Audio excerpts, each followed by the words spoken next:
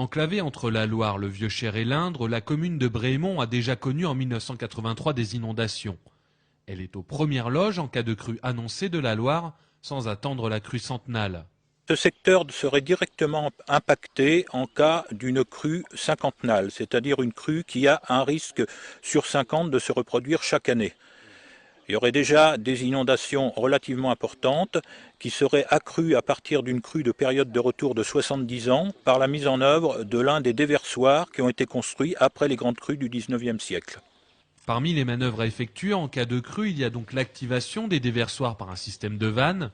Pas facile de canaliser l'eau si l'inondation était très importante, c'est pourtant la mission de cet employé de la commune.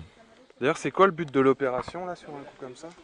Le but de l'opération, en fait, c'est d'éviter que l'eau rentre dans les maisons, dans les terrains et dans les maisons.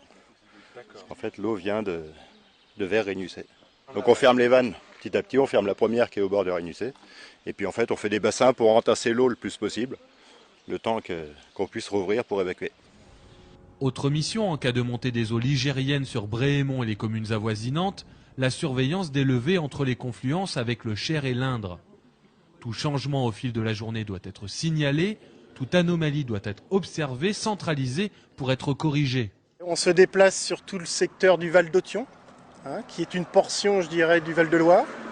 Et on surveille, on se promène le long des digues et on regarde un petit peu s'il n'y a pas de problème particulier avec des animaux qui pourraient ronger, comme les blaireaux qui font des dégâts relativement assez importants dans les digues, qui creusent des tunnels et donc qui fragilisent, je dirais, l'ouvrage par lui-même. Donc l'idée c'est de faire cette surveillance tout le long du secteur et d'observer d'éventuels dysfonctionnements.